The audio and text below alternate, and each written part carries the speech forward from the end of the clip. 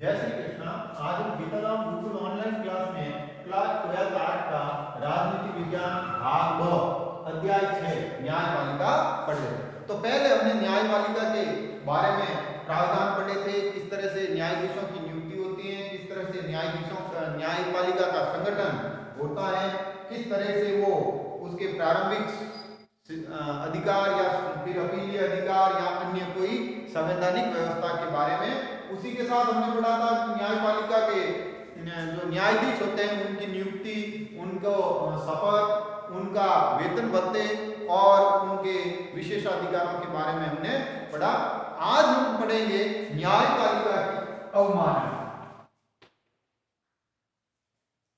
न्यायपालिका की या न्यायालय की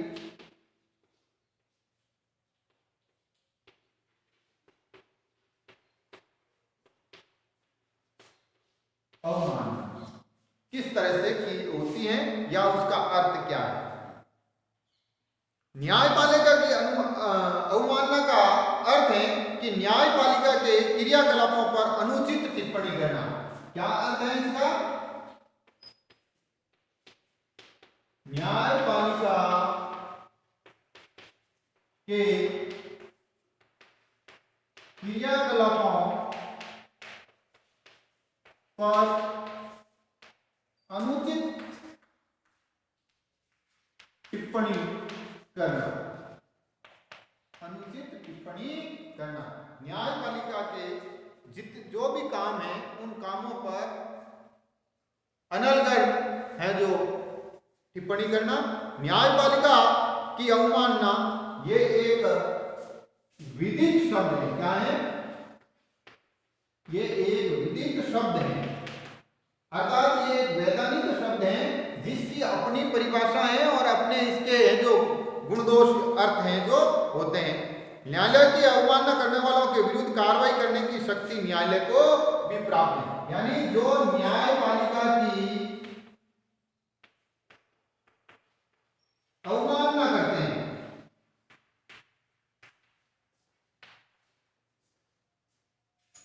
अवमानना करते हैं, उनके विरुद्ध कार्रवाई की शक्ति स्वयं न्यायपालिका के पास है। इससे न्यायपालिका के पास उसके विरुद्ध कार्रवाई करने की शक्ति स्वयं न्यायपालिका के पास है। जब न्यायालय किसी मुकदमे की सुनवाई या जांच के दौरान यह महसूस करता है कि कोई व्यक्ति उसकी अवमानना कर रहा है, तब वह अपने आदेश में इस शब्दावली का प्रयोग करता है।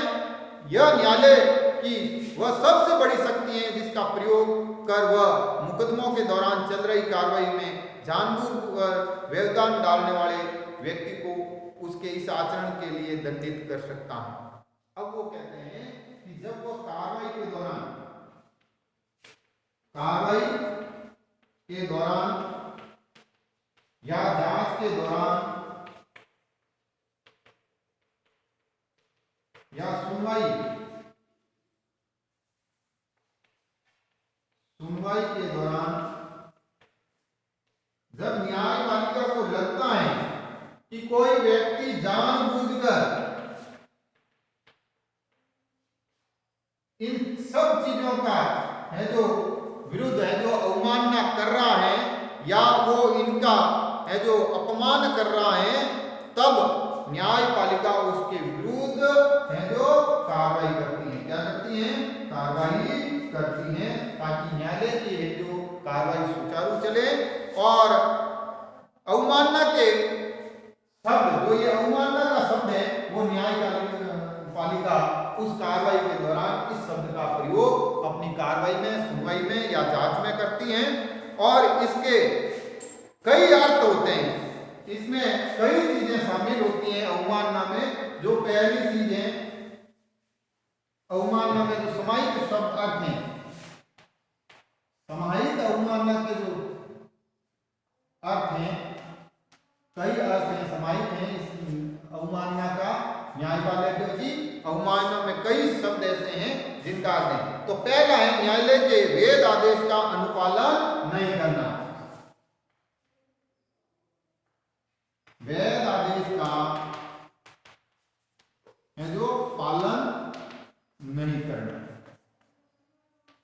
अगर न्यायपालिका कोई आदेश देती है और उस आदेश का पालन अगर कोई व्यक्ति नहीं करता है तो इसे न्यायालय की अवमानना समझी जाएगी।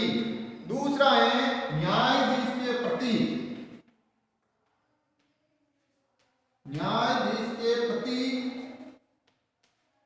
निरादर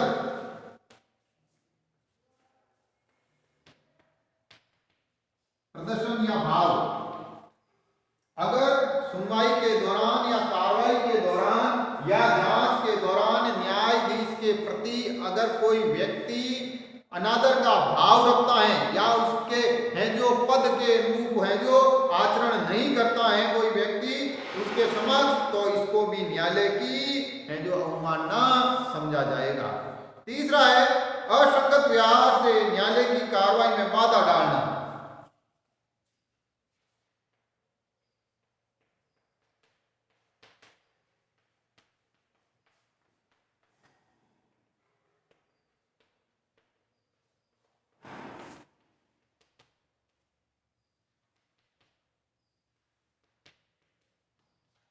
असंगत व्यवहार से न्यायालय की कार्रवाई में बाधा डालना अर्थात जो न्यायिक दंड प्रक्रिया है उस प्रक्रिया के अनुरूप अगर कोई व्यक्ति या विरुद्ध कोई कार्य करता है तो इसे असंगत व्यवहार माना जाएगा। और ऐसे तथ्यों को प्रकाशित करने से जिससे मुकदमे के यथोचित संपादन में खतरा उत्पन्न होने की संभावना, यानी कुछ ऐसी चीजें ऐसे तथ्य प्रदर्शित करना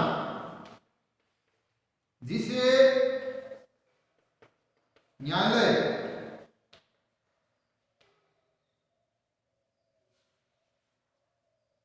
अनुचित समझता है।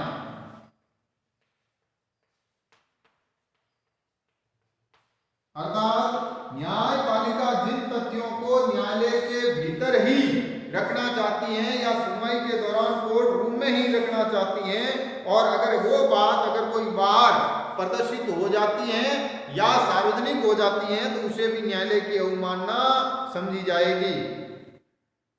चौथा कारण है उपयुक्त कारणों से न्यायालय की अवमानना कार्रवाई प्रारंभ होती है और न्यायालय की अवमानना का दोषी पाए जाने पर संबंधित व्यक्ति को न्यायाधीश जेल या जुर्माना दे सकती हैं। इन सब चीजों से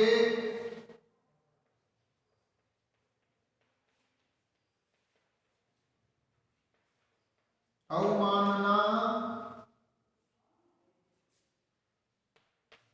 की कार्रवाई प्रारंभ होती है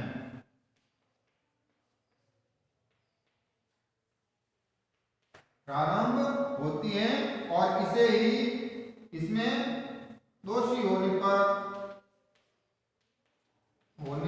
पर सजा व जुर्माना दोनों हो सकते हैं, दोनों ही हो सकते हैं। ये न्यायालय की काम। इसके लिए कुछ संवैधानिक प्रावधान भी है। क्या है? न्यायालय की अवमानना से संबंधित कुछ संवैधानिक प्रावधान भी है। संवैधानिक प्रावधान भी हैं जो रखे गए हैं जिसमें अनुच्छेद 129 और 215 में 129 अनुच्छेद 129 व 215 में इसके प्रावधान है।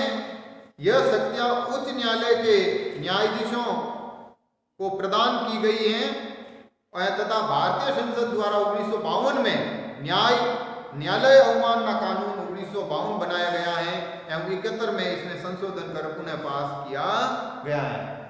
और न्यायालय अवमानना अधिनियम 1952 बनाया गया है। 1952 बनाया गया और इसको पुनः 1971 1971 में संशोधन किया गया, संशोधित किया गया है, पूरा स्ट्रॉन्ग बनाया गया है। ये संवैधानिक प्रावधान है जिसमें न्यायालय की अवमानना का कार्य है। अब दूसरा जो न्यायालय के पास एक शक्ति है, वह शक्ति है न्यायालय के पास न्यायिक पुनरावलोकन की, न्यायिक पुनरावलोकन की। तो न्यायिक पुनरावलोकन क्या है, ये भी हम आज देख लेते हैं। न्यायिक पुनरावलोकन न्यायालय की जो सबसे बड़ी शक्ति है, जिस तरह से अवमानना शब्द से न्यायालय के पास असीम शक्तियां हैं कि वो किस शब्द को इस चीज में मान ले कि न्यायालय की अवमानना है और उसके विरुद्ध कार्रवाई कर सकती हैं या अपने कार्य को संपादित करने के लिए शक्ति है, उसी प्रकार न्यायालय के पास एक और शक्ति है, न्यायिक पुनरावलोकन। क्या है? न्यायिक पुनरावलोकन, न्यायिक पुनरावलोकन की शक्ति है। यह शक्ति जब काम आती है जब भारतीय संसद कोई कानून बनाती है और उसके बनाए हुए कानून के अगर वो संविधान के विपरीत हैं, संविधान की भावनाओं को ठेस पहुंचाता है या संविधान में पहले से बने कानून को वो निषेध या रोकता है, तो ये शक्ति काम में आती है। तो ये न्यायपालिका की सबसे बड़ी शक्ति है और इसका अर्थ है कि न्यायपालिका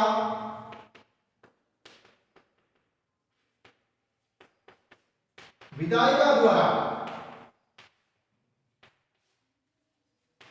द्वारा बनाए कानूनों की जांच करता है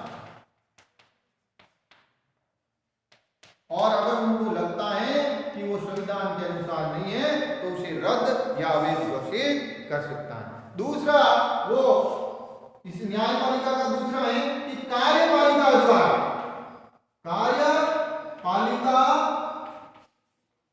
द्वारा किए गए कार्यों का परीक्षण। अगर उसको भी लगता है कार्यपालिका द्वारा, सरकार द्वारा कोई कार्य किया गया अवैध है या गलत है, तो वो उसको भी रोक सकती है। अब इस तरह से न्यायिक पुनरावलोकन की बात होती है और ये न्यायपालिका की सबसे बड़ी चीज है। तीसरा है न्यायिक सक्रियता।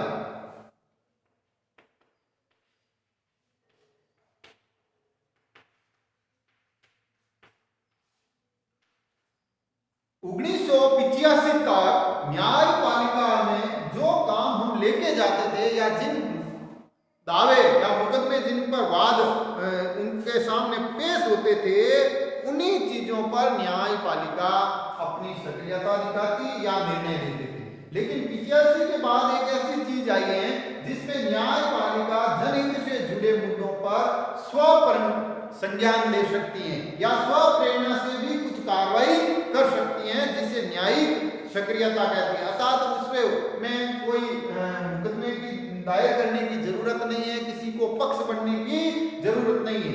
अगर न्यायपालिका को लगता है कि विधायिका द्वारा किए गए कार्य या कार्यपालिका का द्वारा किए गए कार्य या समाज में घटित कोई घटना संविधान के विपरीत है, तो न्यायिक सक्रियता के तहत वह खुद है जो उस पर कार्रवाई कर सकती है।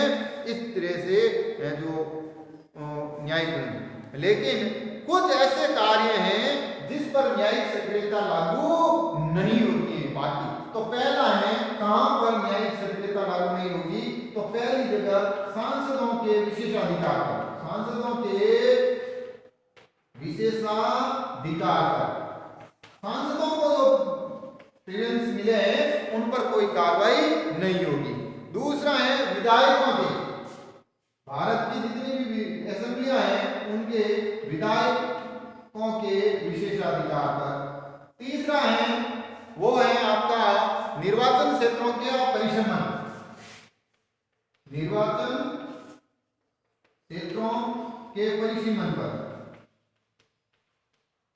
क्योंकि निर्वाचन क्षेत्रों के परिसीमन आयोग द्वारा होता है और वो एक खुली अदालत यानी परिसीमन आयोग एक जन सुनवाई के तहत सभी की राय मशवरा से करता है, इसलिए नहीं होता है। चौथा है मंत्रिपरिषद द्वारा, मंत्रिपरिषद द्वारा दी गई सलाह सलाह मंत्रिपरिषद, अगर केंद्रीय मंत्रिपरिषद है तो किसको देगा? राष्ट्रपति को सलाह देगा। और अगर राज्य मंत्रिपरिषद है तो राज्यपाल को सलाह देगा, राज्यपाल को सलाह देगा। तो इन दोनों को जो सलाह दी गई है मंत्रिपरिषद ने, अपनी जो एडवाइजरी या अपना कैबिनेट का नोट्स या कैबिनेट का फैसला या मंत्रिपरिषद जो भी कार्य करता है, तो राष्ट्रपति और इन राज्यपाल को दी गई सलाहों पर ये चीज लागू नहीं होगी। न्यायिक सक्रियता इन लोगों पर लागू नहीं होता है। दूसरा है कि संविधान के अनुच्छेद संविधान 368 के तहत अनुच्छेद 368 के तहत है जो संविधान किसी भी तरह का है जो संशोधन करने की शक्ति है, क्या है? संशोधन की शक्ति है, वो उसकी रोक नहीं सकता है। लेकिन अगर वो प्रक्रिया चल रही है तब है जो न्यायिक पुनरावलोकन नहीं होगा। लेकिन जैसे ही कोई कानून बनता है तो बनने के बाद वो है जो उन चीजों पर लागू होगा। तो इस तरह से ये न्यायिक सक्रियता के भी सिस्टम लागू है। कल हम पढ़ेंगे जो जनहित याचिका यानी जिस तरह से PLI लगाते हैं उनके बारे में। धन्यवाद।